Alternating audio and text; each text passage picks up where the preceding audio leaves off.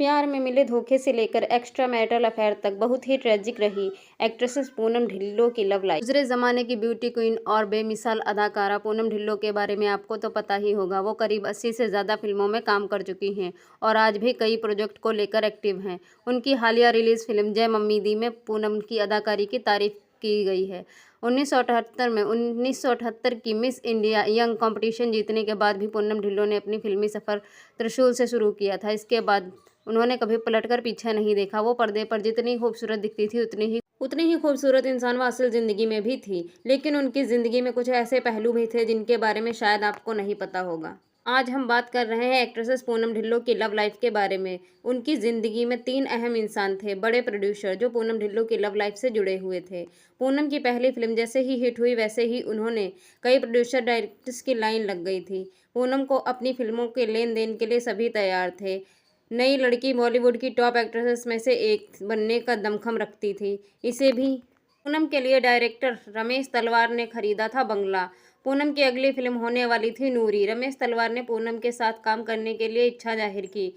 यश चोपड़ा इस बात से आइडिया लगा रहे थे कि यश चोपड़ा को भी बहुत पसंद आया था। फिल्म की शुरुआत हो गई थी। इस फिल्म की शूटिंग के दौरान रमेश और पूनम बहुत करीब आ गए थे। रमेश पूनम से प्यार हो गया था और जब पूनम ने मुंबई रहने की इच्छा जताई तो रमेश तलवार ने पूनम के लिए एक बंगला खरीद लिया था। हालांकि रमेश और पूनम सिर्फ अच्छे दोस्त की तरह ही समझती थी। पूनम को जब यह महसूस हुआ कि रमेश तलवार उनको मन ही मन में फिशिंग आईज से देख रहे हैं और तब उन्होंने रमेश से दूरी बना ली। यश चोपड़ा से भी जुड़ा था इसका नाम। इसी दौरान पूनम का नाम यश चोपड़ा से भी जुड़ा था। इस वक्त इससे चर्चित बॉलीवुड गॉसिप्स भी एक से एक हो रही थी। हालांकि पूनम ने हमेशा सिरे और नकारा, इससे भी उन्हें कोई भी फर्क नहीं पड़ा क्योंकि बहुत ही आपत्तिजनक गॉसिप्स माना जाता है। लेकिन फिर भी सच है कि पूनम करियर को बनाने में यश चोपड़ा का बहुत बड़ा हाथ है। राज सिप्पी और पूनम का रिश्ता बहुत ही खास था।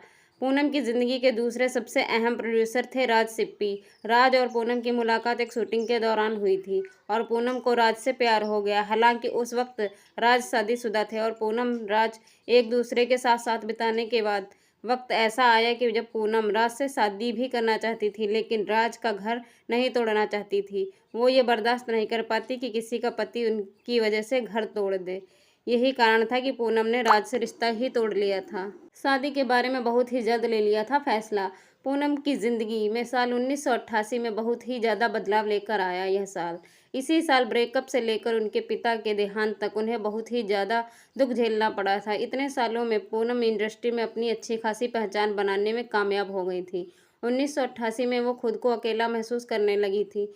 एक दोस्त के फार्म हाउस पर होली सेलिब्रेशन के दौरान पूनम अकेली बैठी थी। उसी वक्त अशोक ठाकरिया से उन्हें देखा और पहली मुलाकात हुई थी। पूनम को चीयर अप करने के लिए उन्होंने एक बाल्टी पानी उनके ऊपर डाल दिया था और पूनम इस बात को करने लगी थी। पूनम को उस वक्त अशोक का साथ अच्छा लग रहा था। धीरे धीरे पूनम को अशोक के साथ फूल भेजने शुरू कर दिए। जल्दी ही पूनम ने भी हाँ कर दी और इसी साल दोनों की शादी हो गई। पूनम को लेकर लोग यह तक कहने लगे थे कि उन्होंने शादी में बहुत जल्दी कर दी और ये सिर्फ पुराने ब्रेकअप से उभरने का तरीका था।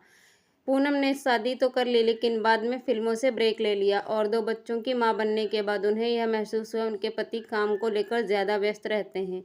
पूनम ढिल्लों भी बॉलीवुड में मिस करने लगी थी। इसके बाद 1994 में